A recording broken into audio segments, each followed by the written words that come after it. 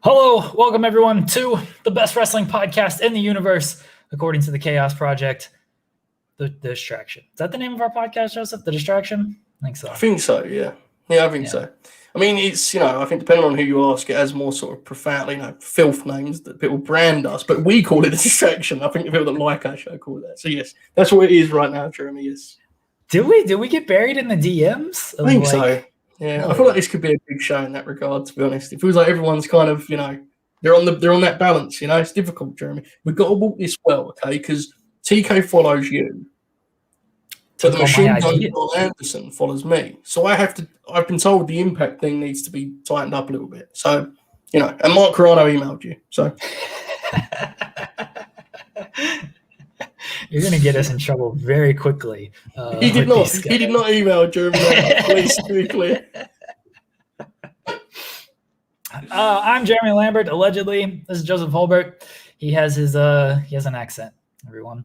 You can send in your super chats like JJ always starts us off. JJ, hello to my favorite big stars. Hope the day is well. Blood and Guts was good. Love you both for all the distraction, especially over the last few weeks. Thank you, JJ. Hope you're well, buddy. We are going to talk Blood and Guts. We are going to talk Daniel Bryan.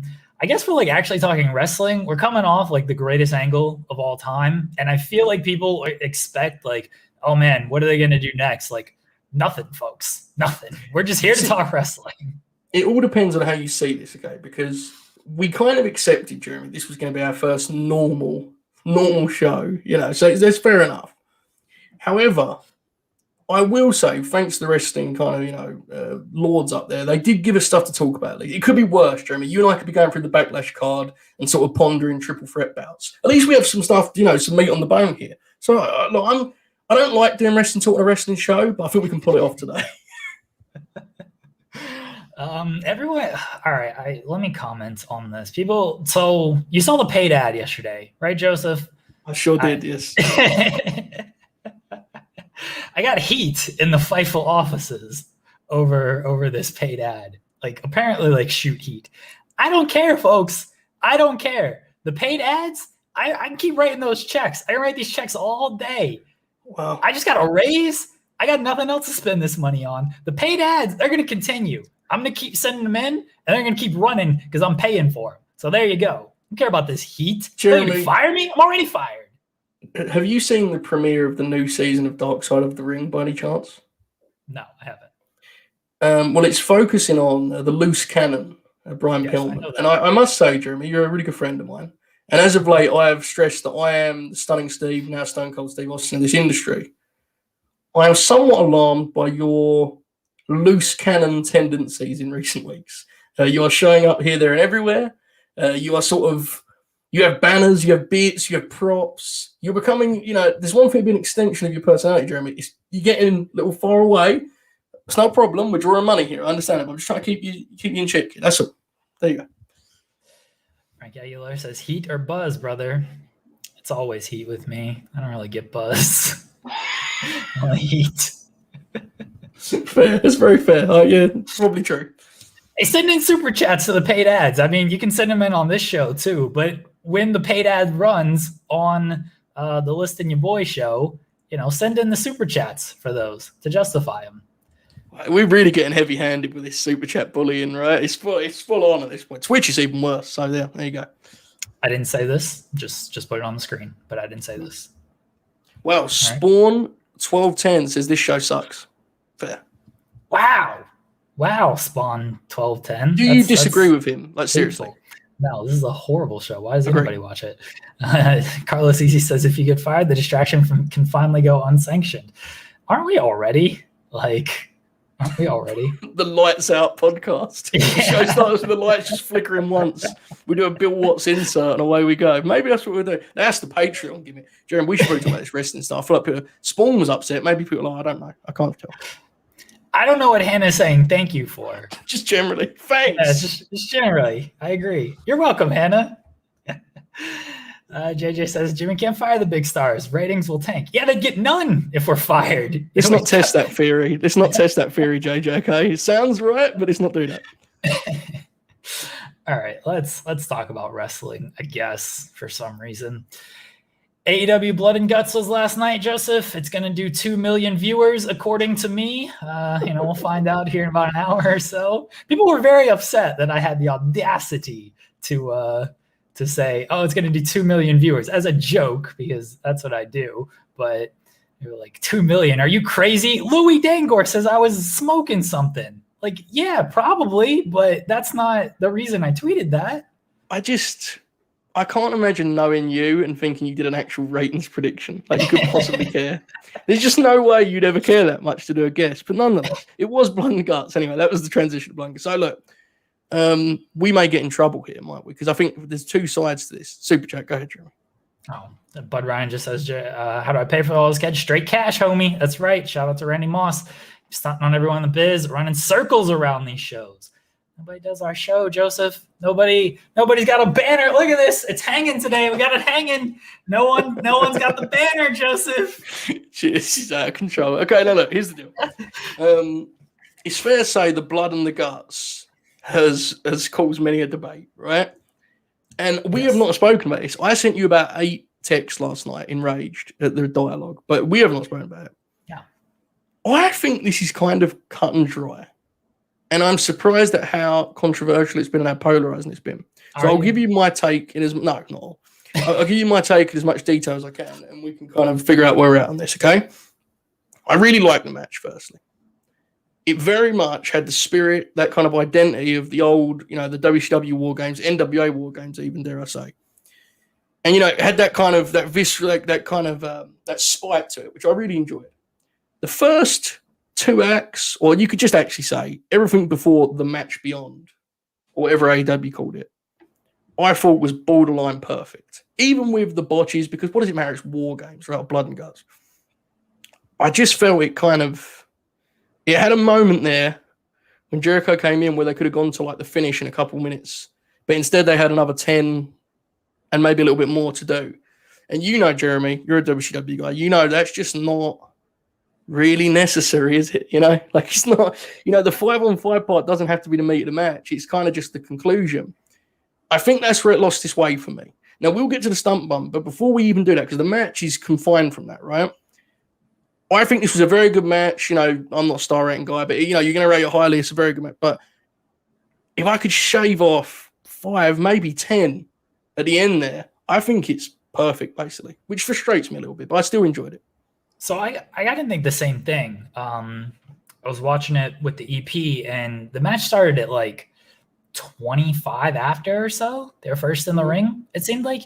And then it didn't seem like those intervals were actual 5 3-minute intervals there, because everybody was in the ring within I think 20 minutes. I'm not good at math. I'm not going to do the time, but it does seem like they may have shaved some time off of that there. But when the match started, she was like, everybody's not going to be in the ring until like 5 minutes before the top of the hour. Like, is this thing going over? And then like everyone was in the ring like 20 minutes before the top of the hour. So they may have shaved off time there, but I'm with you. Everyone got in the ring, and then they did the big, everybody on one side, everybody on this side. It's like, we got to do this. Like, just keep fighting, Like, why is the Pinnacle tossing, I think it was Hager, like, why are they tossing him over to the other side? Like, it's 5-on-1. Keep beating the shit out of them and let the inner circle come over and jump in there. I thought everything else until that was great, though. Yeah, there were the slip-ups and stuff. I'm glad everybody was okay, but it's going to happen, whatever. I'm glad they didn't go weapon heavy. It was just the couple of chairs, which was great. So I'm glad that happened. There was an appropriate amount of blood, lacking some guts, but an appropriate amount of blood. But I really enjoyed it up until kind of the 5-on-5 stuff as well. And even the majority of the 5-on-5 stuff I liked. And then we'll get into the finish. So the first thing I want to say is everyone that's commenting on this here may have, I don't know where everyone is, but I think a lot of people saw it TNT, right? So you had the ad breaks, you had the weird picture-in-picture. One of the picture-in-picture didn't work. I understand that. I didn't have any of that problem because Fight TV, it just rolls. It still was a problem because what happened is that like Jericho was trying to like direct traffic around these ad breaks, right? So he's like in a dialogue with the officials. It's all kind of reached a halt in a way that War Games doesn't really have to. You just do the hot tags, keep doing that cycle, and then when you get to the finish, you do the finish. Clearly, they had something more elaborate planned, which now I think it's time to get to. I have so many issues, and they're not. Look, this is not a scathing review because again, I really like the match, but I think there's so many bigger problems here, Jeremy, than just simply, the pad that Jericho landed on. The whole thing with this, and the reason a lot of us kind of old dipshits liked it was there's a roof, old school War Games. I wouldn't have had guys get out of war, blood and guts the first time round. That seems naive to me. So you do that. I wouldn't have done such an extended sequence on top of the cage. To me, it really killed. Ray mentioned in the chat the guys underneath them. To me, it killed that. It felt so contrived and kind of. I don't want to use sports entertainment as a term; it's lazy, but it's very showy. To have the two main guys on top of the cage while the rest of them just lay and look. I didn't like that. Yeah. So, and then just to finish that point, like the finish was basically what we booked to an extent, but like it just felt so unnecessarily theatrical to me, like as if he wasn't going to push him. It made them look like dipshit, Like I would have rather almost just the heels have got everyone tied up in a corner of one ring and Jericho's in the middle and MJF is stabbing him with the fork or some shit. Something that's really violent. We've spoken about it before, man. Stunt bumps are hard because the audience that's watching this shows know what it's supposed to look like. So they know when it looks goofy. Even if you shot it better, to me, it doesn't fit. So yeah, I don't know. It's there's a lot more to this, I think, than just the production on the last thing. Just for me personally, I don't know. I thought the whole finish was telegraphed, and that's kind of my issue with it. Once Jericho and MJF got to the top of the cage, the entire focus was on them. Mm-hmm. It was like they were telling you, hey, whatever happens here, this is going to be the big climax of this match.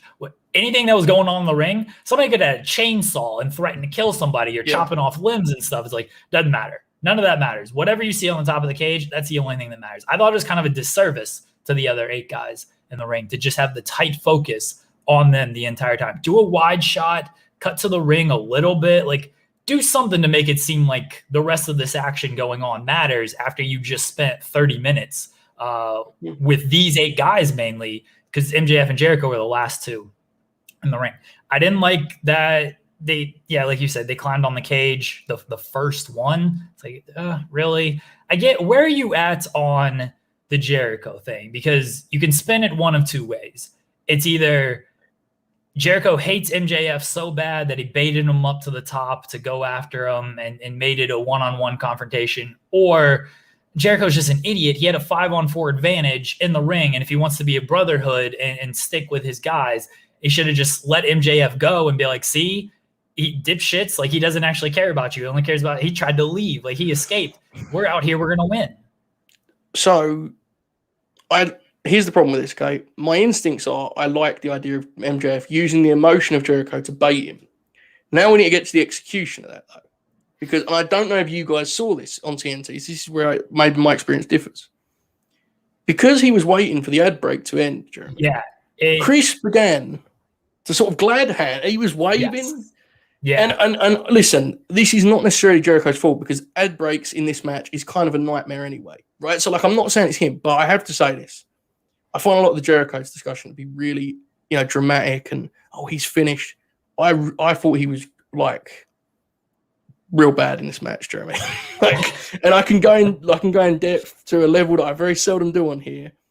I don't know if Chris was worried about the stunt bump he was taking. Genuinely, he may have been. Like, that's fine if he was. I think he was putting a lot of pressure on himself to lead them through these ad breaks because his energy was off, man. And even like subtleties, Chris was so far. I don't know if you saw this again. This is inside baseball, guys, but whatever. The tap. When they're on the tap, yep. The blade, man. The gig was out. He had that thing out when he was selling submission. You just, and this sounds. I hate doing this. It feels so dorky, but it's like that's nothing to do with Chris's physical decline. That's natural. Chris is the smartest guy in that ring, right? Like, come on, he's seen it all. He just seemed off, man. He didn't seem to be locked in the way you wanted him to. Like when he was doing the deal where he was trying to get the time, I get it. But everyone else is in the middle of this heated, passionate brawl. And Chris is standing there sort of like he just looked lost. It was really alarming to me, to be quite frank. I hope it wasn't a case of him just being so concerned about what he had to do that he was out of it. He just didn't look. He didn't look like he was present, man. It was really odd to me. We saw the picture-in-picture on TNT. So we saw Jericho hanging out on the side of the cage, like playing to the crowd or doing whatever. And the EP's like, what's he doing? Why doesn't he just climb the cage? And like, I'm pretty sure he's waiting for them to come back from break so he can actually like climb up to the cage and stuff. And she's just like, well, that's dumb. He should just go up there or, go back in the ring and fight. I was like, yeah, because, we see this on the picture-in-picture. If they're actually at a break, okay, then you can get away with this stuff. But there's picture-in-picture for those on TNT. If you're watching on Fight like you're seeing all of this. So, like, you're not covering any of this up. And so it comes off very weird and very awkward. I'm with you. Jericho, not his best performance. And maybe he was worried about the stunt bump. Let's get into the finish. Tony Khan clearly watches this show. I said it last week, stealing from your idea from Moxley and Kingston of, I think the finish, if Pinnacle is going to win, is going to be like the forced surrender. Essentially, like, hey, I'm going to kill this guy if you don't surrender. I think that's how they're going to win this match. It's exactly what happened. MJF is threatening to throw Jericho off. Sammy surrenders, and that's the end of the match. What did you think specifically of that finish? So, obviously, I like it in theory, right? Because as you said, I've pitched it, you pitched it, we like that finish, and we both know, we've watched enough War Games to know that when you're doing submit or surrender, the finish is probably going to be somewhat flat, not fat, promise, flat, regardless of what you do, right? It is, because it's not a triumphant 1-2. It's going to be that way. So when you're doing it with heels, it's even harder. But I think it's the best way to do it. I didn't love the execution. I think perhaps we could have done something. I don't know how this would have happened, but I really didn't like the element of the inner circle guys being out of the cage as well. Yeah. Do you know what I'm saying? Yeah. Now, I don't know a way around that unless Tully gets up and relocks the thing. Which probably should have happened, right? Yeah, because that's you the way ended up around with this that. thing where it's just like, he's obviously going to push him. He's the most horrific person in the promotion by all accounts. That's the idea. And it's like, Daniel Bryan standing there. One of them started climbing. It felt like they should have been more like they were just at their mercy. We don't think he's going to let Chris away, but we got to try. We got to try and save Chris. Like, you can't do, like, you couldn't do totally relocks them. They handcuffed them in the cage or something like that. Just hoping. Yeah, exactly. Yeah, right. Because like you said, they're all outside the ring. I'm like, why isn't Hager just like standing down right there and be like, all right, cool, toss him. I'll just catch him. And why isn't, Santana and Ortiz climbing up from the other side and trying to prevent this stuff? Like, you're all outside. I thought everybody just kind of came off kind of goofy in this. Yeah, the execution was the issue. When that happens, look, I can MJF. There was obviously a core idea in there that was good, and we both agreed that, if you laid it out to us, we'd be like, yeah, there was just issues with it that became more apparent when you watched it. Also, again, this sounds mean. I don't want to go back to the Chris. It just wasn't present in the moment for me, and it just felt undercooked. There was drama there, but it felt awful contrived and sort of. It was glamour to me. It wasn't, again, to go back and inferior fantasy booking here, Jeremy, there were so many violent things you could have done here, Yeah. Now, here's the thing. We spoke slightly before we went on air, but the stunt bump thing, to me, is just like it's a bad production choice, and it looked lame. But, the real discussion is, why were they going up on there? That's the thing my mind keeps going back to, Jeremy. And the finish, I think, was fine when you combine it with a pretty lame visual of him falling through to the crash pad. It's like, I don't know. And it's a shame because it was a really good match, especially for 70% of it, 80% of it. It was clearly that he was going to push him. One, because he's MJF. Two, that crash pad, very visible the entire night. You could tell that was a giant crash pad that oh yeah, someone's about to go through this thing. And on top of the cage, and this is what I mean about stuff kind of being telegraphed. And I don't know how you hide this stuff, all right? I'm not – if they want production notes, I mean, my Psychosis leg drop, no one could tell I used a crash pad for that, right? Everyone thought that was just straight on the floor. Inside secret, no, pillows were down there and hurt my ass for this. So if they need this production help, let me know. TK, slide in the DMs, all right? You could tell that the crash pad was there, and they had the little ledge on top of the cage too. So it's like, all right, yeah, he's getting pushed off and everything. There's just a way to shoot this stuff, right? Like the wide shot of that. I saw because I guess they showed a replay. Like I saw the wide shot of that. It looked good because it's on a close-up, so you can't see that there's the big crash pads. You can't see that, it's just painted cardboard and everything. So the wide shot looked good. It is the close-up, like kind of the visual I use for the thumbnail. You can say, oh yeah, like it's ain't too much. No, definitely. Look, I think, someone in the chat here says about it's hard because I think it's style. They're correct. There is an audience that wouldn't have been content with like an old school War Games finish. So you're in a trouble. You kind of feel like you need to do something excessive, right? I understand that. I'm only talking for myself here, folks. You're right. Look, it's the wrong production choice. I don't know if that is I don't know if that's the centerpiece of some of the creative choices that went wrong here, I guess is my point. But yeah, like it's the worst shot they could have used, which is not ideal. I don't think it's nearly the same as like the explosion match being such a that was just because that's very different.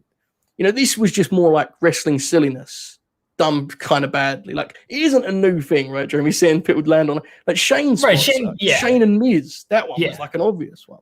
Shane when he jumped off of the cage on the Undertaker and the crash pad was very visible under the ring, like completely fine. But like the chat's getting fired up. Listen, I have to do this. I have to do this, guys. I need to say this one more time. I am not saying that Chris Jericho should have landed on the floor. Yes. Nobody's saying this. He never should have climbed the cage. Yeah. I didn't need that finish. I'm talking my opinion here. Like, this is not me saying right or wrong or any of that stuff. I'm just saying, for me, when you're establishing a trapped structure, and I feel the same way about them doing it with Cell, they did that way long, 25 years ago in the first one. You could have done the finish in a fashion that matched the tone of the match. There was a fork in there. There was, chairs. It was blood everywhere. The canvas was being torn up. It didn't fit for me. That's all. It's not a big deal. Like people are being protective for this for no reason. It's not that big of a deal. I swear. People get protective. They want to take things to the extreme. Like Matt Hardy was trending last night, and people are like, "Oh, you get mad when Matt Hardy nearly kills himself on concrete, and then you get mad when Chris Jericho doesn't kill himself because he does it on the crash pad instead of concrete." Like, it's not an either or situation. We talked about it with the Matt Hardy thing of it was like a transition spot in the match. Like, why are you even doing that as like a transition spot in the match? Yes. And the bigger discussion on Matt Hardy was the match shouldn't have continued after something like this happened. I'm all for the safety of wrestlers. Chris Jericho does not need to be taking a concrete bump at 50. He doesn't need to be taking at 20 years old, okay? But like they could have done something different. And if they're going to do this stunt bump, which they did, just make it look a little better. That's all. Yeah. The business isn't dead. The AEW's not going out of business because we're criticizing this. And they've shown very well. I was telling Joseph this on the air, or before we got on the air. They've shown very well that they can take criticism and they can adapt to it. But you've gotta there's gotta be room for criticism here. Okay, it doesn't have to be every Dynamite's the best episode of Dynamite ever. Yeah, I also want to say I don't think I've ever got as fired up on this show as I did after the Matt Hardy thing. Like I said after that, Jeremy, I remember we spoke about this in depth. My issue with that was not just the execution. I do not like how commonplace stunts have become in professional wrestling. Yeah. I just don't get it. Now look, if you're in the chat and you're like, actually, if it was executed better, I'd have loved it. That's cool. But I'm only giving my opinion. I'm not trying to talk for everyone. For me, I just thought it was unnecessary and it didn't look good. Is it better to do it that way, Jeremy, than have Chris kill himself? Obviously. Yes. My suggestion is don't do it. I'm not, the last thing I want is anyone to get hurt. Don't do it or shoot it better. L. McMahon says, don't say anything bad about AEW. Hurts my feelings personally. Thank you. Sarcasm. The other thing with this is earlier in the show, Darby Allin got tossed down steps onto concrete. Yeah. All right. Like we kind of saw that earlier in the show that they did something crazy there. So when you're going to do a stunt bump in comparison to that, like I already saw a man get tossed down the steps and that looked legitimately really fucking painful. And then we're going to see Chris Jericho do a stunt bump. You've got to, I don't think that Darby Allin thing honestly should have been on this show. Yes. No, I agree. And I think that's been a common problem for them. And it's a quality control thing. We're going to move on from this soon, thank God. But I want to just hit this point one last time. There are people that are making good money presenting themselves as these sort of AEW takesmen, you know? And they pick holes and they talk about how the casual fan, you know, these bad faith sort of artists. I cannot stress this enough. This is the only show in this dumb genre of professional wrestling that I watch every week, okay? No one wanted to like this more than me. However, it's my job. Unfortunately, guys, I'm at a point where I have to be analytical about this because otherwise we're just going to be sitting talking about it's the best Dynamite ever every single week. And that's no good for any of us. So for me, it's like I'm just trying to give you my perspective on it. I'm not saying that they're dead. To be honest, I don't even think it's that big of a deal. This is nowhere near as big a deal as the explosion to me. It's like it's just a goofy wrestling moment. Like it's not even that big to me. I'm just saying that my taste, which is all I can speak to, suggests that there was some errors made decision-making wise in that last portion of the match, you know? And also, in addition, this is not a case of like, oh, but if they did it, I'd be cool with it. Bro, Jeremy, you know me. I would never pop for any of this shit. It's a stunt bump. I know it's a stunt bump because I know, and this is what I said with the Matt Hardy thing, if it's done properly, it will generally look too safe and goofy. I'm pretty sure I said them exact words, in fact. Yes. So it's just like, don't do it. That's what I'm, you know, like it's more visceral to have the damn Santana hitting a fork in MJF's head. It's just, it frustrates me. It's not my style, basically, is what I'm saying. Yeah. You can do stunt bumps, right? I mean, I think the Sammy Guevara, when Kenny Omega hit the One Wing Angel on Guevara at Stadium Stampede, I thought that was a great stunt bump. I thought that looked very good. There's ways to do this. Joseph isn't a stunt bump guy. I'm not big on it either, especially like for Stadium Stampede, that works because it's a wacky kind of over the top, goofy little match. And so if you're doing something like that, it looks cool. For something like Blood and Guts, like you said, chairs, forks, tearing up the ring and stuff, is it necessary to do it? That's all. No, you've nailed it there. That last point, spot on. Stadium Stampede, that was the perfect, spectacular, ridiculous closing spot, right? Yeah. Great, no issue. This was a match that was built around kind of visceral hatred, and to me, it ended up looking like a very contrived closing stretch. I want to stress again, it's probably on the first two-thirds of it alone. It is probably a top 5 War Games match for me. The first portions of these are elite, and Jeremy, you and I know this. These were not War Games matches. Were not always spectacular. They were not prolific in terms of quality. People kind of romanticize War Games matches. Yes, there was a lot of bad ones. And in addition, the finish to War Games matches was a consistent problem because it is submit or surrender. You know, like it's hard. Yeah. So we get it. We're just, you know, I have my gripes. Jeremy has very similar ones, but it's just like people are getting so protective for this thing. It's like it's not even a big deal. They're not going to be off the air, folks. They'll be fine. Dynamite's canceled. TNT was like, oh, crash pads? No. We were told blood and guts. Call those easy things. Guys, I think your assessment of the match in the final spot was the best I've heard so far. Thanks for applying nuance and constructive criticism. That's what we try. I mean, we might be hyperbole a little bit, especially me, but for the most part, like we're not, this is the greatest thing ever. This is the worst thing ever. It's all the end of the world. It means the business is back type deals. Like that's not us. Yeah. I do want to say though, I mean, like everyone hates us because we didn't love this, but Sammy Guevara was incredible. Hadn't wrestled a match in 3 months, I want to say. Incredible. He was great, and I thought he got a concussion when he did the slip spot. I was like, oh man, he looks fucked. So the fact that he rebounded from that and still turned in that great performance, he was fantastic. I thought everybody was like, they played their role very, very well. I thought FTR and Santana and Ortiz, no surprise. I thought those 4 were fantastic as well too. Dude, FTR, like, see, I feel bad when I do this, Jeremy, because it sounds like I'm dismissing the Cash Wheeler, who is in his own right a tremendous professional wrestler. Dax Harwood is like, he's on a different level to a lot of these dudes, man. Like I know, look, I understand that if you do like your top 10 professional wrestlers in the world, there are many guys that are these like prolific, epic guys. You know, they can have classic singles match, and I respect it. It's hard. But is there a dude you would rather watch in like in just any setting? He's so watchable, man. The Arn comparison is so lazy, but it's perfect. You know, a 12-minute TV match with Jericho. You know, a War Games match, for God's sake, a tag classic, a little match with the Varsity Blondes on TV. He's just incredible. He's so good. And I want to reiterate again, because I think this is a like thing that we've done consistently. These guys all work really hard. And I do not want this to seem like we did not like it, because I would say I loved it for 2/3 and thought the other part was average. So I want to make it clear, this is not me saying this was the shits. It wasn't.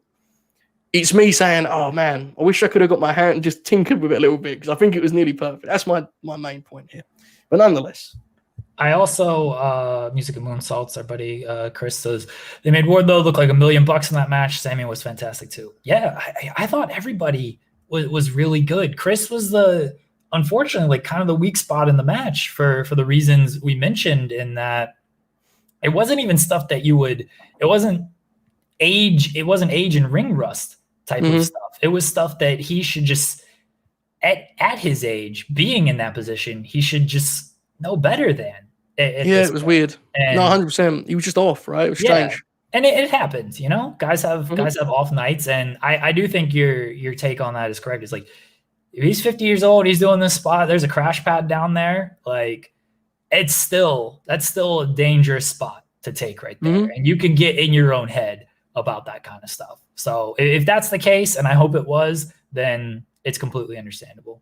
Definitely. And Lewis mentioned Sean Spears, who is worth knowing him, because he's just, look, for all of the nonsense, all of the jokes, like he's really good for this role, right? Like he's just so steady, and no one's going to cheer him. I don't mean that as a diss, that's the truth. Like he's good to have a guy that's just, he was great as a foil for Sammy throughout this whole thing, I thought. So yeah, I really liked it, man, especially for a TV main event, you know? Yeah. It was very, very good.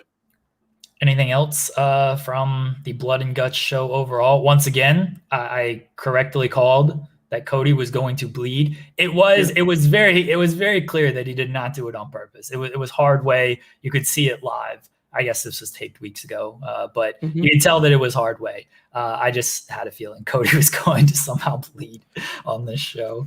He was correct, and he had like an epic, and he had like a finisher kick out. If I really wanted to get carried away here, Jeremy, I would now begin to analyze the Kenneth Omega Orange Cassidy segment. But I would rather not have my social security number leaked. What do you know, in all seriousness, Orange is going to be the opponent, right? We assume they're not going to do that whole segment only for Pac, or what do we think here? That's real quickly. Let me get to Taxel's super chat. Just want to watch Paydad. Amazing. Thank you, Taxel. It seems like they were setting up the Orange Cassidy as the opponent, and it makes sense. Like, I see the argument for Pac. You know, they had the rivalry over a year ago now, and it's easy to go back to. Like, Omega is such like a dick heel now, and Pac is kind of like the same way, that I understand like it's an epic match and it'd be a great match, and you know, Kenny Omega is all about just putting on the classics and everything, and then he'd have a better match with Pac than he would with Orange Cassidy. But the arguments for Orange are that, one, they pretty much almost telegraphed it in this segment, the same way they telegraphed SCU winning last week, and then they ended up winning the number one contendership this week. And two, like, Tony Khan announced Double or Nothing full capacity. That crowd loves Orange Cassidy. And you see Orange Cassidy, like, beloved lazy wrestler, against Kenny Omega, hated / beloved, like, greatest wrestler of all time, who puts everything he has into all these matches. Like, the contrast in styles there, very easy to tell. Orange Cassidy gets a huge reaction. It makes sense that Orange Cassidy is the guy, but I didn't like that they seemingly just completely telegraphed the finish of this match. It's interesting, right? Because they did the same thing with SCU, yeah. Right? Like, and you know, maybe it is just a swerve, but I agree with you. It'd be almost dumb to be like, hey, we try to convince you this match was worth your time, but I'll pay money for this other one. That's really, I mean, like you pointed out, it's heel versus heel. And obviously, because of circumstance, Pac is not even like a super present guy on the show. I think Orange is more than worthy of the spot, and I think he'll have a great match. I do. I think he'll have a great match with Kenny, and I think he's one of those guys who's so smart with his character and his position as such. He'll convince you, Jeremy. At the 20-minute mark when he hits the old orange punch or whatever, and he hits it with that snap, people are going to pop on the foot. They're going to, 1-2, and they'll be out of their chair. It's a very kind of, I guess I'll put it this way. Last week we spoke about what was for Double or Nothing, and you and I think, kind of suspected they had like something up their sleeve, maybe, because it was weird how they'd done this, right? Kenny was sort of, he was linked with Eddie and with Mox, but he didn't really have a clear. And it's like, if it is Orange Cassidy, I get it, because Orange is not a sort of character, in my opinion anyway, that is well suited to like a 3-month build to this match with Kenny Omega, especially because Kenny's not a guy I want talking a ton. It's the kind of story you can get over in 3 weeks. I still don't know how I feel about 3-month pay-per-view cycles, and then like on the month of the pay-per-view, this you've got to be honest, like this did just come out of nowhere, right? Like it's like it isn't like it's saying that we've been sitting there speculating. I think I give Jeremy 3 or 4 options last week, and I didn't even think of Orange, which is maybe on me, in fairness, because he's in the rankings. But I don't know. Like it's one of those ones where I'm not sure if I think it's a good fit long term. This kind of a format like this where you've had, it's been over 2 months since Revolution, or nearly 2 months, and it's like, oh, Orange. You just got to plug it up in it. I don't know how I feel about it. I think the match will be great though, so I guess we'll see. The rankings thing is always, I've had my gripes with it, and like Orange is there. Like he beat Penta on Dynamite. Do you know his last singles win on Dynamite? Before that, you mean? Yeah, before Penta. Oh man. MJF he worked a main event with and lost. I don't want to say Jericho, Jeremy. It's not Jericho, right? It wasn't Jericho. The Kip Sabian? No, that they did Arcade Anarchy. His last singles match on Dynamite, like before the Penta match, February 17th, Luther. I remember that match. I'm sorry, Luther. I feel mean now. Yes, they had that electric sprint that went like 90 seconds. Luther did a power bomb. It was tremendous. Yeah. In that case, he should be main eventing this show. Then no, I'm with it. Like I get the rankings, and Orange has won a lot of matches on Dark and Dark Elevation and stuff, but you don't see this guy on too many matches. And I'm gonna look at Pac right now. His last singles match on Dynamite, Joseph. Do you know when it was? It was January against Eddie Kingston. No, it was February against Ryan Nemeth. Okay, so it was January against Eddie Kingston. Yeah, I don't know. So here's the thing, and we've done like 40 minutes of AEW talk, so anyone that doesn't care, I apologize, but like, what do you expect at this point? I think it's AEW for 40 minutes. How dare us? People really upset, Bless. Tune into our AEW draft in an hour from now. Exactly. I really think this is, maybe I'm wrong, Jeremy, you can help me. It feels like Eddie and Mox versus the Bucks has to main event this show. Yes. I saw, I'm pretty sure it was you on Twitter talking about, is Pac and, or not Pac, maybe Pac, but is Orange and Omega like going to be the main event?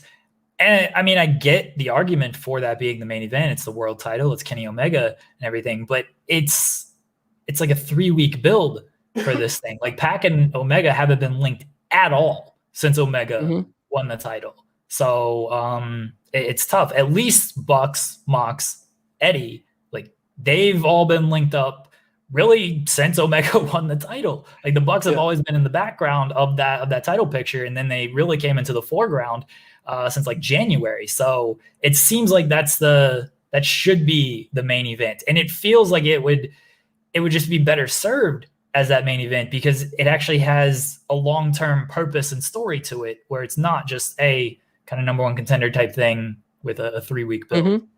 Yeah, because I mean, if you look, Revolution, for better or worse, closed with Eddie saving Jon Moxley's life. Full Gear closed with Eddie versus Jon Moxley. Yeah.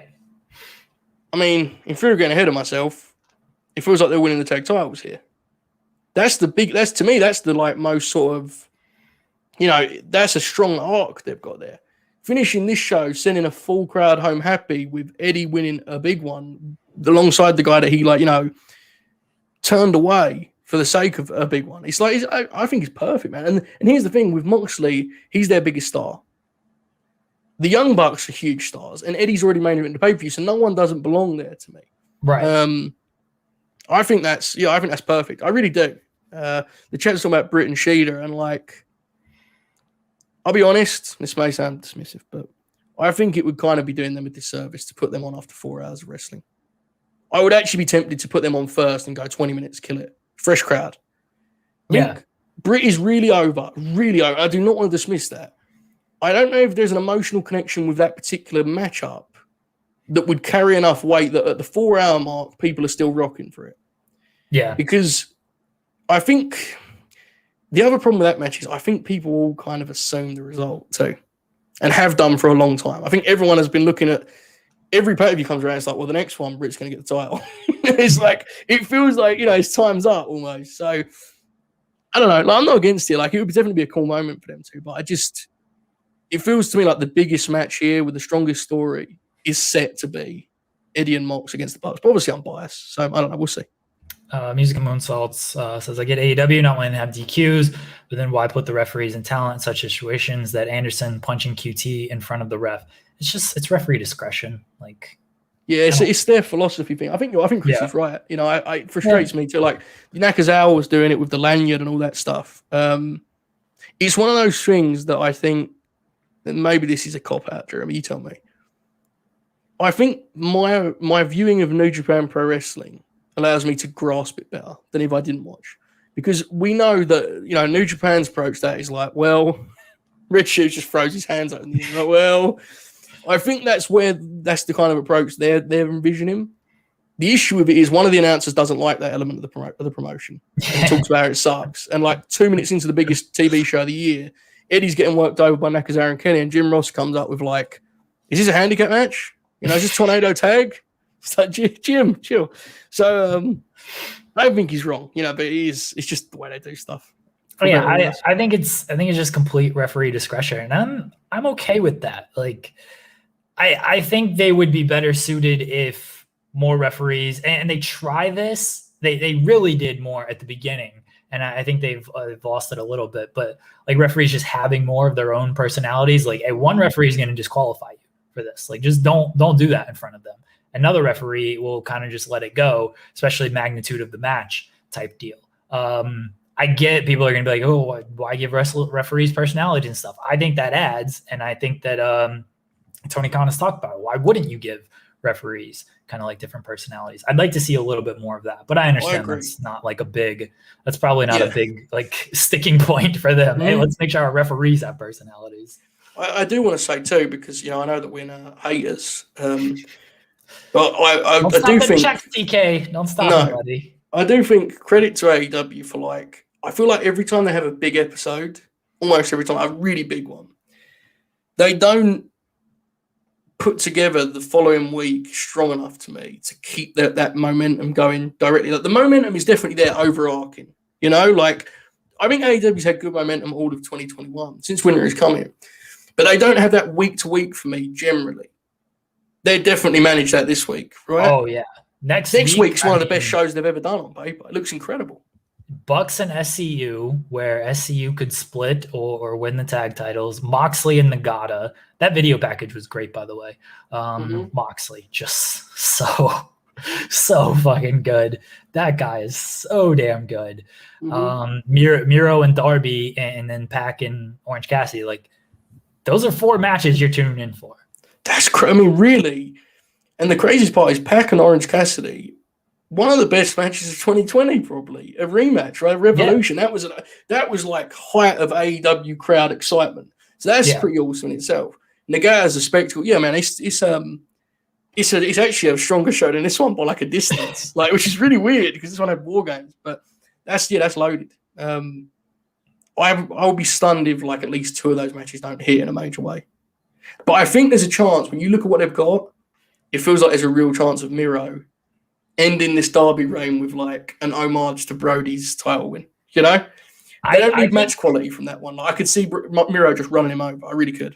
I think Miro, I think he wins, and I'm kind of with you. Where especially after Darby took that bump this week, like getting thrown down steps and everything, like I think it could be a cumulative damage type thing, and Miro just comes in and just runs through him. I'd kind of be stunned if like Miro doesn't win next week. Yeah, I agree. I think the result, I don't want to say it's a formality, but like, where does it go if not? Yeah. Who do you think Miro could work at the pay-per-view? Daniel Bryan. Good transition. Let's do that. Are we cancelled now by the All Elite Fleet? I don't know. Nah. Maybe I get on the bus tomorrow with the All Elite Fleet. What happens, Jeremy? Do they start throwing stuff at me? Me and Tony we're on good terms. Did you see I got him to rethink the intermission deal here? I did see that. She bullied him. Yes.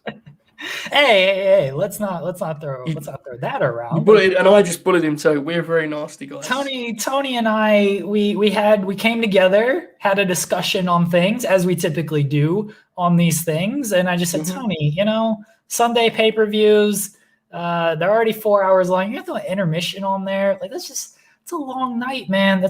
I understand you're built different than everybody else. Me and you, we're built different, but you got to think of those that aren't built like us. Tony, like you got to think of the people overseas and everything as well, who maybe want to get a little bit of sleep. Yeah. So, and he's like, I get it. I get where you're coming from. No more intermissions. We'll scale. We won't do that. It's good. It's good for the house shows. Maybe not on the pay-per-views. I said, all right, Tony, we're good. I appreciate that. I'm going to be honest, Jeremy. I know we're about to talk about Daniel Bryan, but I'm really alarmed that like next week I'm going to come on here and I'm actually going to be replaced on the show by a confirmed All Elite Fleet member. And I'm going to be sent to do a Baltimore podcast about the honorable ones. I'm very scared. I'm going to be honest, I'm very, very concerned. But nonetheless, let's carry on. You're good. All right, Daniel Bryan, his contract is actually up, as reported by some guy named Sean Ross Sapp. His contract ended after the midnight, after the Roman match, and he's a free agent. Joseph, everybody thought September, and maybe he'd take time off. Maybe he'd show up in NXT. Maybe he'd show up on Raw. Still possible, but right now, free agent. Honor is real. Let's go. So we've already got in trouble on this show, and I now have to do a disclaimer because apparently you're not allowed to do this sort of conversation. So I'm going to now, folks, please turn off the video if you're offended by people speculating as to where a professional wrestler could go in free agency. If so, the next 20 minutes not for you. We may speculate where we would like a professional wrestler we enjoy to wrestle. Very bold stuff. I will first make this clear. It is, in fact, Jeremy Lambert, Daniel Bryan's choice where he goes to professional wrestle.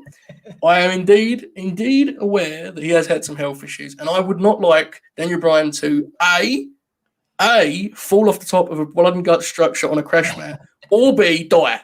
Okay? Neither one appeals to me in this case. Chris Jericho, both. This one, no. But I will now, as a fan of the Daniel Bryan, speculate as to where I'd like to see him go. This is a unique one to me because I feel like I don't want Bryan to go anywhere as much as I want to see him he feels like a big enough star to do what I'm about to say, which sounds insane, but I want him to do full world tour, free agency. Yeah.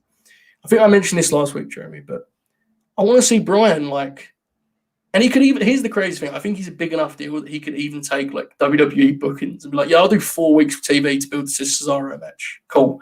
And then he goes and wrestles Gresham in Ring of Honor. And then he goes to the Impact Zone to wrestle Ace Austin. Yeah, straight to the top of my mind. See that? I honestly, I think, firstly, it's worth saying, I think we both expect he's going to just re-sign with WWE after taking 6 months off with his family. And that's fine. Yeah. God bless him. But as a fan, I would just like to see him tick off all of these wacky matches that I'd like to see, Like see him do the Okada match in Japan and do Omega at AEW. He's just, he's one of the greatest wrestlers ever. It would be nice for me to see him do those matches, but if he doesn't, of course it's his choice. Right? Of course, I'm not going to bully him about it. I'm not like Jeremy with Tony Khan. I'm going to let him go. I said this when Mickie James got released. I think she wants to do a tour, and I think that's best served for her. I'm in the same position with Bryan. I actually think he could do this, but AEW is just kind of out of the question on it. So I think it could be a thing of He doesn't immediately re-sign with WWE. He doesn't even use WWE television, like you said, like do 4 weeks and then go elsewhere. I think he spends kind of these next few months. All right, let me do a stint in New Japan. Let me show up in Ring of Honor. Maybe I'll show up in Impact. Maybe I'll even wrestle an AEW guy in New Japan if you can kind of work that out. Wrestle an AEW guy in CMLL or AAA or something. Like maybe that can kind of happen. I don't think he actually does an AEW show. He may still wrestle AEW talent on other shows.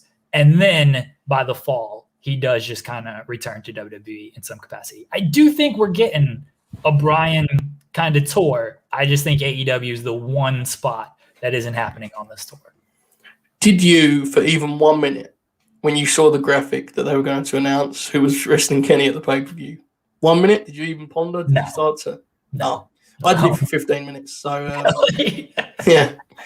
I was sitting there, I was DMing with some people, and I was like, I went from being like, that'd be cool, to I'm actually certain it's the American Dragon, Bryan Danielson. That's where I went. It ended up. But, like, look, here's the thing.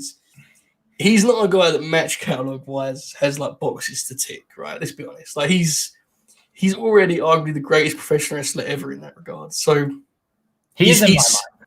Yeah, so it's just literally a matter of what he wants to do, like, at this point in his career. Yeah. If I'm talking selfishly, though, it is the world tour. Now, to me, he's very different to a Samoa Joe, where selfishly, I would like Joe as a full-time all-elite fleet guy. I think that's a really good fit for him television-wise. I like him even as a long-term commentary option for them. With Bryan, it's like, man, the matches are too scattered. And it is, to be quite frank, it's almost dismissive of us. Like, we're both kind of just talking about Bryan like he's this, like, good bout machine, best bout machine, whatever. It's like, he's also like, he's just one of the great characters on wrestling television today. Yeah. But he's so good in ring, that almost isn't even crossing my mind. I'm like, yeah, just do a poster, bro, and show up and wrestle those matches. Like, it'd be incredible. It would be amazing, Jeremy, if what you just said, he did the Omega match elsewhere to get around. Because I think he wants to wrestle Omega. Like, I think so too. If there's anyone he wants to wrestle, I think it's him. So, I don't know, it's exciting, right? Like, let people have fun with it. We're not asking for him to, like, damage his health and stuff. It's fine. Here's what we need, Joseph. I'm gonna throw this out there right now. Yes. We get Jon Moxley. We get Nick Gage at the GCW, whatever show it is. They're coming off this brutal death match or whatever. Jon Moxley, GCW World Champion. Final countdown. Here comes Daniel Bryan. Bryan Moxley at a GCW show. Listen, man. Crazier things have happened, okay? I mean, not many, but crazier things have happened. So, I must say, though, I do have to, we're kind of we're being dicks on this show. I'm going to continue that trend. This, like, weird notion that in WWE, Bryan is, like, wrestling on pillows and stuff is the weirdest shit ever. Like, I keep seeing these tweets about, like, do you not care about his health? And it's like, do you not see how this lunatic wrestles, dude? Like, the bumps he took in that Mania match. Yes, what I'm saying. Like, but when it comes to these conversations, like, I will tweet saying, like, for example, I want to see him wrestle Jonathan Gresham. And, like, inevitably, someone will read that and think that I'm saying I want him to do, like, brainbusters on the floor for 25 minutes. Like, he'd be as safe against Jonathan Gresham as he is against, Roman, because they kick the shit. It's Bryan. He could wrestle you and I in there and start taking head bumps. It is what he is. Like, if he's going to wrestle, he's at a certain safety. His safety is what he is. It's pro wrestling. He knows that more than I do, right? He doesn't need me to parent him, for goodness sakes. Dude, Gresham would be one of the safest guys he'd work. They just do a bunch of chain wrestling. They wouldn't leave the mat, right? Yeah, I agree. That's probably in my top 5. Like, if we were to have some fun with this, I would say Tanahashi's up there. Oh, Okada's up there. Omega's up there. Because, look, whatever you say about Kenny, that dude's killer in ring. And him and Bryan, their brains would create something special. They do the John Jacob Jingleheimer Schmidt spot. Sure. Gresham. Who else are we thinking? Just, we're just throwing names out here. I want the Tanahashi match now. Yeah. JJ says too. Yeah. Yeah. I don't, the thing with Joker Fatu is, like, he signed like a 5-year contract, which kind of feels like, I don't know if when you sign that you're kind of sitting there going, well, here come the dream matches. It is what it is. You are where you are, but it'd be cool. That match would be awesome, sure. Bryan showing up in MLW, sure. Ray Callen says Bryan and Leo Rush, be fun. listen, man, wherever he goes, he's just gonna have great matches. You know, Riley said Zack Sabre Jr. It's another great one. He's not a guy who, I mean, he had good matches with like Big Cass and shit. Maybe he goes there. Maybe he rematches the Big Cass. Yeah, the Big Ass. He shows up on Impact to face W. Morrissey. Lee Moriarty is a great call by Greg. Look, see what I'm saying? Now we're getting carried away. We're all throwing names out there. It's fun. Jeremy, it's fun. I promise that Daniel Bryan is not watching this enraged at the lack of thought I've put into his family life. He's thought we're having fun. We're speculating. I know the chat knows this, by the way. I'm not talking to you guys, but man, people are very sensitive about his stuff. It's like he'll do what he's going to do what he wants to do, right? Like he's Daniel Bryan. He's not waiting for us to give him the all clear. Go see him. He might, yeah. He's a nice guy, maybe. Yeah.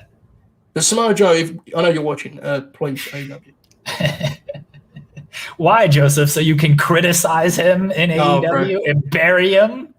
Blood and Guts team of the Santana and the Ortiz, the Samoa Joe, the Ed Kingston and the John Moxley taking on the Pinnacle would be the end of me.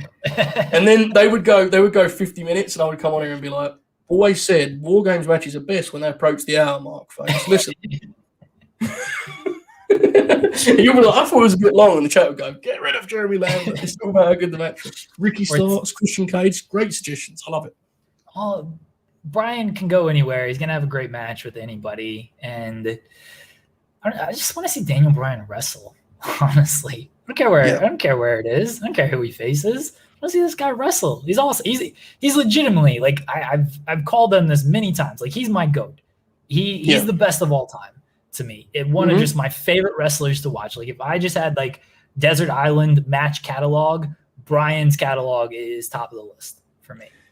Which is a big statement because you're not a guy who's diving into match catalogs very often. You know, that's not really your style. No. Bryan and Yano, those are my two match catalogs. So I would like to get you in some trouble. So I'm going to ask you this question, okay? Before we have the big hour segment, are you on board with that talk that, like, you would rather him anywhere but WWE? Or do you not give a shit? No, I don't care. Like, if he goes back to WWE, that's fine. Because Bryan is one guy, I mean, there's a few of them, but Bryan is definitely one of them, who can just be like, yeah, I don't really want to do this. Like, I just want to go out here and like if Bryan just walks into WWE one day and is like, hey, can I just have like a 12-minute match against Tozawa on SmackDown? And you'd be like, yeah, sure. Whatever you want to do, Daniel. So that's why if he stays with WWE, like, that's fine. If he says, hey, I want to go to NXT and wrestle Gargano for 20 minutes, you'd be like, all right, whatever you want to do. So I don't think he's like in this one WWE spot where he's just WWE-ified by the company. Like, Bryan's a guy who is earned more than that, and it's been proven over the last year. No, I agree completely. Like, I agree with the notion that he's more interested in that side, but that's just sort of like that's not an indictment of WWE so much as it's just like he's been there for like a decade. Like, obviously, it'd be more weird and wacky if he went to the empty fucking Honor Arena to wrestle like Homicide or some shit. Obviously, but I agree with you. Like, I think in terms of the matches he'll produce, while obviously you'll get the fresh blockbuster matches elsewhere, he's going to have killer matches everywhere. Like, he's just, he's that good. There's also some of the top guys in WWE he hasn't worked, right? Like, he hasn't done matches with Drew and Bobby Lashley, I would say. Edge, singles match, he's still waiting for him. Are these kind of, oh my God, I can't wait. But, like, they're cool matches, right? Like, especially for a different audience. I think they'll be up for it. So, he's Daniel Bryan. He'll be great wherever he goes. That's where I think if Bryan stays in WWE, you want to move him away from SmackDown, and you want him to be on like NXT, even Raw, to do like a Drew Bobby match. Has he really had like a long singles match against Cesaro? I'm sure they wrestled like on SmackDown 3 weeks ago, and I completely forgot. Yeah, they wrestled quite a bit. Yeah, they actually did. When they were starting the Cesaro thing, they wrestled a couple of times. Not like a pay-per-view program though, I don't think. Yeah, they just had, what's his longest match against Cesaro? In WWE, you mean? Yeah. They had a 4-minute match in February. They did. It's very good. And then they had a 12-minute match in January. That was excellent. That was a big win for Cesaro. Yeah, that was excellent. Yeah, okay. I remember that match now. Yeah, I'd still like to see like a nice like 18-minute Bryan and Cesaro match. would you be willing to do that if you knew that I would come on and say that it's too long and they shouldn't have climbed on top of the cage? Because if so, there's no point, Jeremy. You got to be willing to take the good and the bad. Now, if Bryan stays in WWE, I would like to see him I'd still like to see him do what he would do outside of WWE, just kind of do tour stuff, like go on NXT, go to NXT UK, do NXT Evolve whenever that thing pops up. Go on Raw, go on SmackDown, go on 205 Live, go on Main Event. Ricochet and Ali are on Main Event. Go on Main Event. There's a guy like Ricochet. When's the last time like Bryan and Ricochet? We haven't really seen that match. Give them 16 minutes on Main Event. There's actually so many guys he's barely worked in WWE, which that maybe is an indictment. I don't know. Like you could probably argue that, but there's definitely not a shortage of new matches he can have. Now, whether you think they're going to be these sort of, really kind of strong in terms of gravity and these sort of big stake matches, no. But if you want to just watch Bryan have cool TV matches, he can do that in WWE forever and not run out of guys, I would say. So, yeah, I agree. Bryan's fine. Joseph? Bob O'Neill's here. Hello, O'Neill. What's up, guys? Good evening, Bob. I thought we got rid of you. No, I'm back. You don't get rid of me. That's the thing. Like, I'll be here forever. Is that a threat or a promise? Well, from what it seems, if you keep up this paid ad stuff, I'm gonna replace you this time instead of Joe. So, Bob, have you been watching this program? I've been going in and out because I was He's also in the chat. He was in the chat for a little while. I was also trying to do some work because I had to clock out early today so we can do this AEW draft.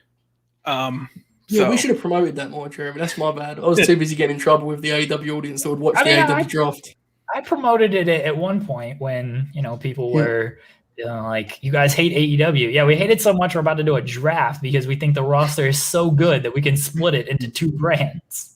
There was a moment where the chat was getting so fired up that I was like, Bob may actually take my place on this show. I was really, but nonetheless, after this, folks, we're heading to the Twitch, twitch.tv/Fightful Gaming, right, Jeremy Lambert? /Fightful Gaming. And you can see us draft the AEW. It'll be Bob and I, who are known teammates and allies, against the formidable duo of Jeremy Lambert and Jack Crosby, who's a distraction legend. Crosby here too. Here we go. Look at that. Here he is.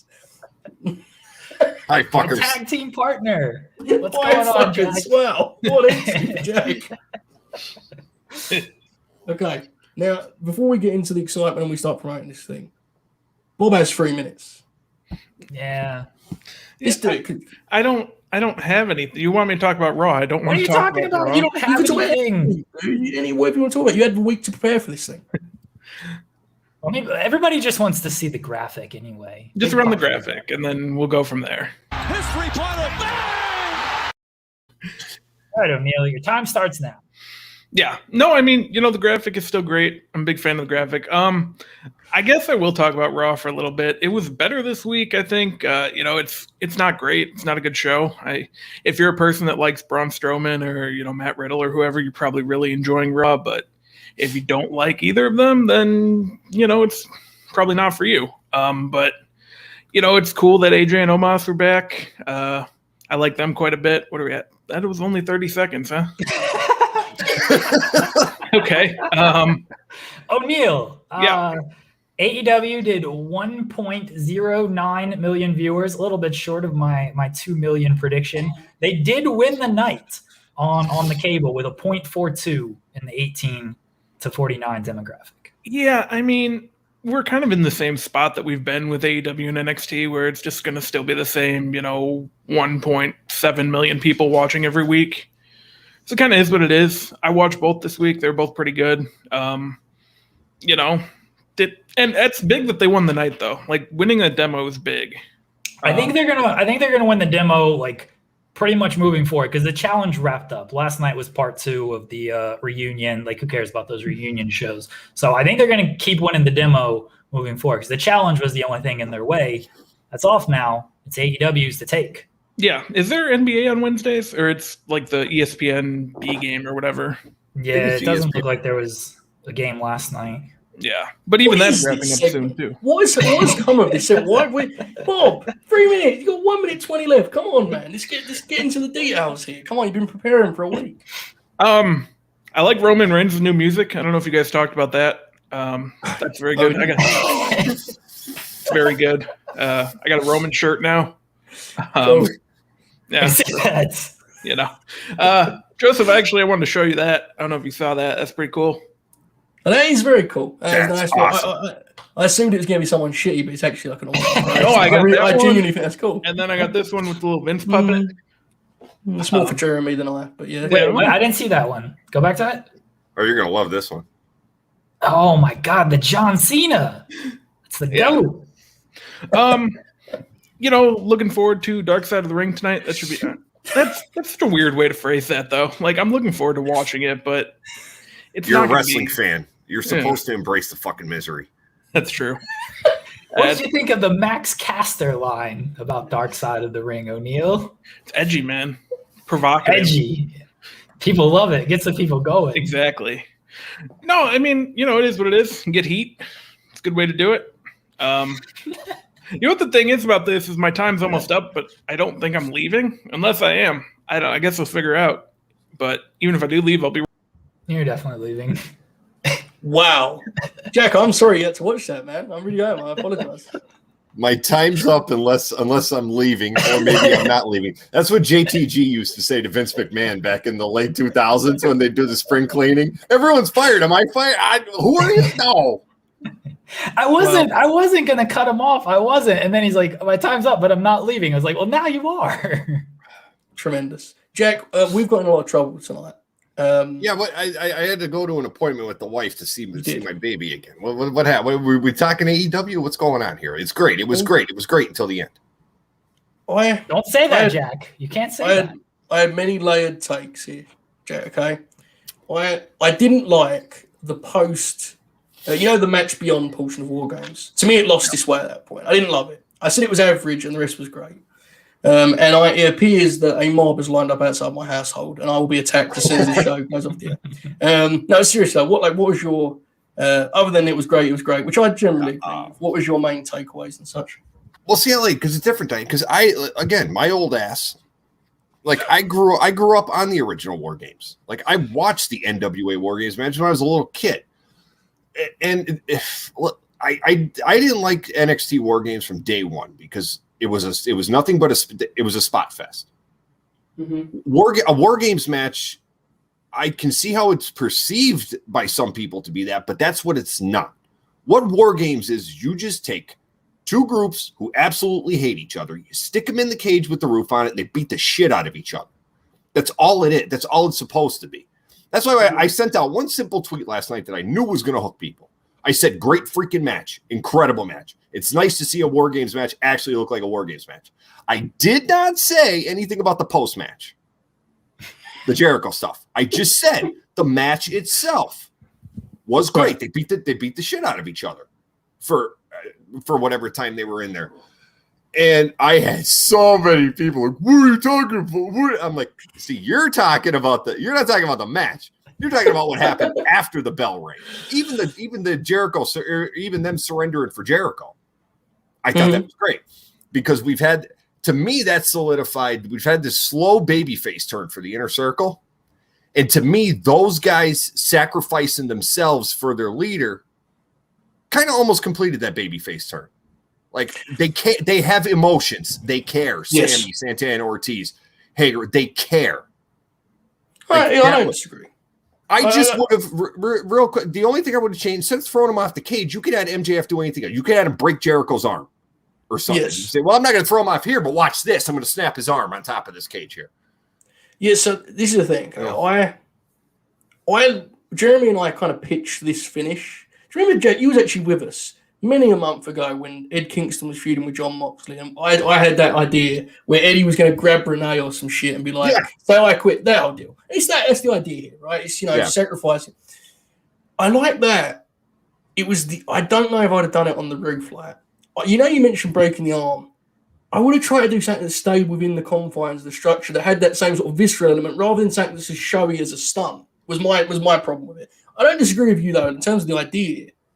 Like, it's objectively a good idea. I don't know about the execution, I guess, was my thing. The War Games concept itself, I thought the execution was perfect. And what I also like is I think I saw you tweet it. So I've seen a bunch of people, and I get it in today's climate where they were like, well, next year's War Games, well, next year's match. Here's my thing about that. I don't think you should do a blood and guts every year. I don't think you should force it. I don't think it should be a yearly thing. Because what I liked about this was the whole Pinnacle Inner Circle thing was the perfect old school long-term storytelling that made it just, what's the word I'm looking for? They had to get in that cage with each other. That was the only way you were going to figure this out. Like the hatred and all the backstabbing. The only thing you could do was send these 10 men into that cage against each other. Now, what NXT does a lot of times, especially recently, is they were just like throwing people together really quick because they have to do NXT War Games during Survivor Series. So it was like, well, we're just going to really quick throw these guys together. Whereas this was an entire story where you were able to, it was necessary that these two teams had to go in there and beat the shit out of each other. I agree. So I think you're right. And that was the thing with WCW too, right? It's worth noting. Like they did with Full Brawl, they got really lazy with it, and it would be dipshits versus heel faction. The one thing I would say in that regard, I was left afterwards. I was pondering the finish. I wonder if this would have been better off if they'd have done it deeper into the Pinnacle's existence. And the only reason I say that is, and you know this, Jack. I get this. When you have submit or surrender, it's really a stipulation built for a babyface win, right? You know, the piece of shit quit. Great. Everyone pops. It's hard to do a heel win in that format. But we all know that really they kind of Pinnacle had to win, even though I didn't think I'd have thought there was a chance they wouldn't. They kind of had to. So the one thing I would say is, I think we're going to get MJF and Sammy at the pay-per-view. I wonder if there's a way we could do more of these, you know, Santana and Ortiz versus FTR, Jericho versus these matches inside, and then we get to that in like, you know, where are we at here? Like maybe July, just more time for the Pinnacle to, do you know what I'm saying? I don't know. That is true. I agree with that. You could have given the Pinnacle a little more time to establish themselves and thrown also like you say, but the one other thing I liked about that is coming out of the match, you're supposed to have questions going forward. Like right now for me, like we saw it coming, it's going to get to the point where we're going to have a serious talk about Sammy Guevara and where he is on this ladder, because Sammy, I think he's one of the guys that you could seriously speculate when crowds are back. I think he's a top tier babyface. I think the crowds are going to be so behind Sammy Guevara that you're not going to be able to, you're not going to be able to keep the kid down, because he's so good in this role, and he's grown so much since AEW signed him. Like, I remember watching him in Mexico and shit, and, you know, when he would travel around. He was a really good talent. When they signed him, it's a really good signing.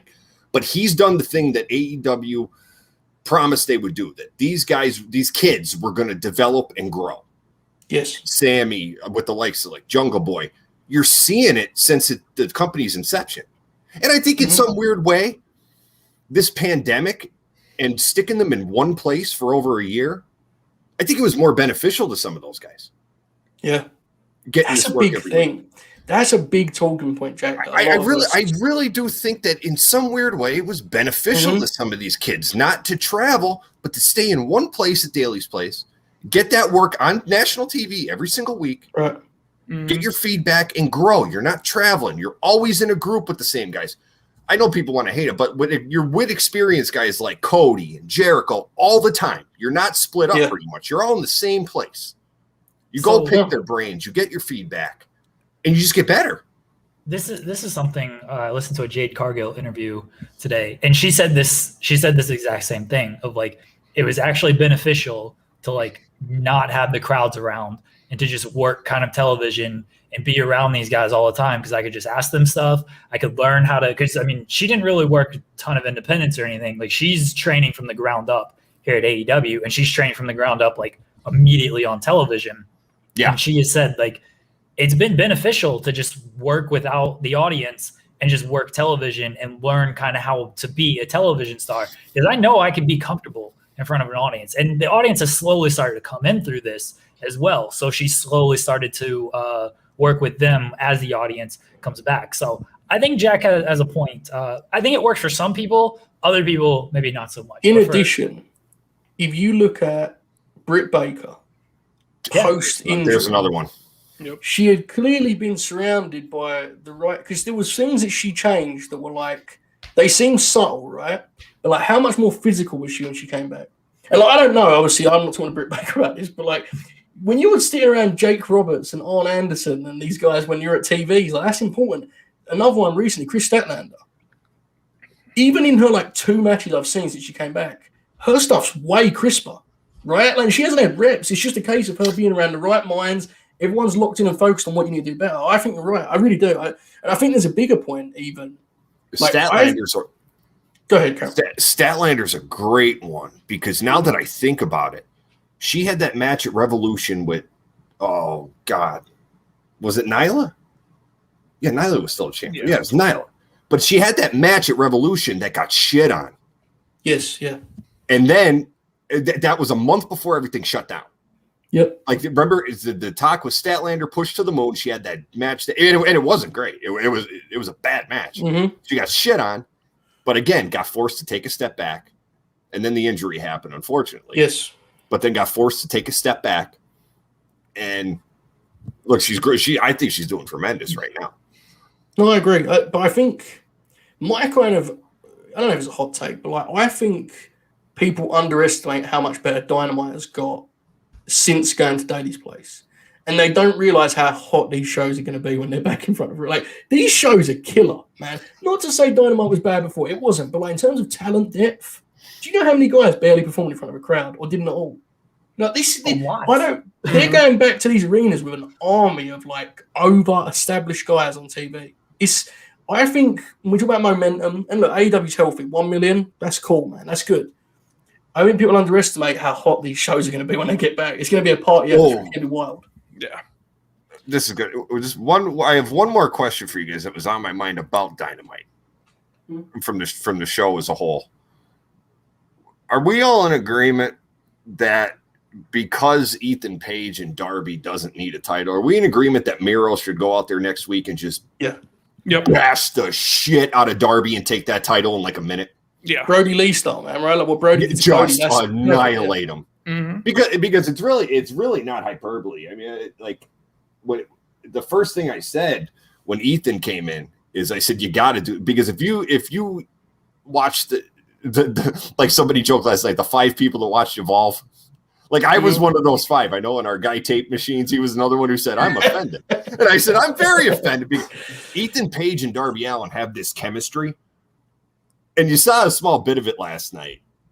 It's crazy because you legit think at some point that Ethan Page wants to murder Darby Allin. And he's trying to end that kid's life.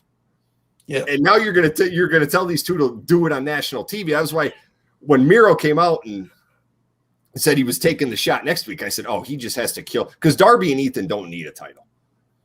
I agree. Yeah. They don't need it. And then now you have the built-in storyline of Ethan cost Darby the title because he threw him down a flight of steps, and then Miro came in and picked up the scraps and beat him up even more. Dude, that was a strong promo. Like, Ethan Page, I kind of knew this.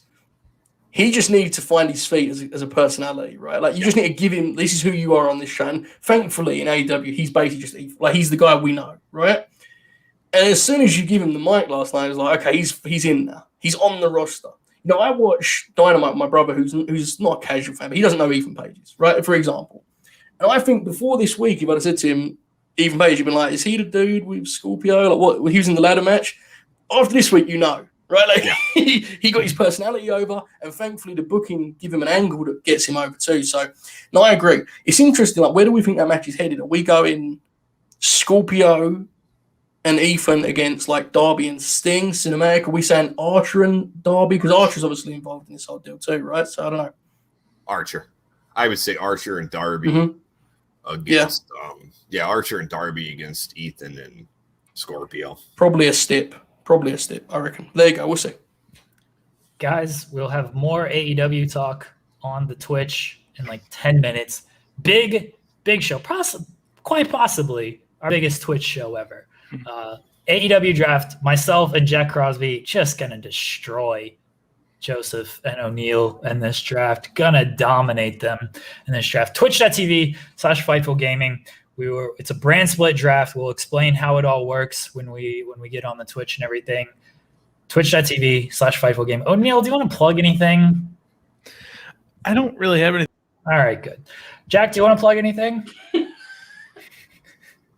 I'm good. I'm good. He'll be on Twitch. He's at CBS Sports. You know Jack Crosby. He's the legend. He's distraction goat here. Distraction legend. Got the Hitman shirt. I love it. Joseph, anything final thoughts? Pray for me, man. This is about to be an experience. Now, this should be a lot of fun, right? We love a draft here. We had a great time in October with WWE 1. Let's do this. AEW draft. I've got a big board ready. I'm ready to go, guys. Here we go. Twitch.tv/Fightful Gaming. Guys, we appreciate all the support. We'll be back next week talking more wrestling, things like that. We'll talk to y'all again. Thank you.